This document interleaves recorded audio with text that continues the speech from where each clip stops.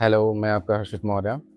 और ये जर्मन की VC6 है जो होम्योपैथ में आसानी से अवेलेबल आपको मिल जाएगी।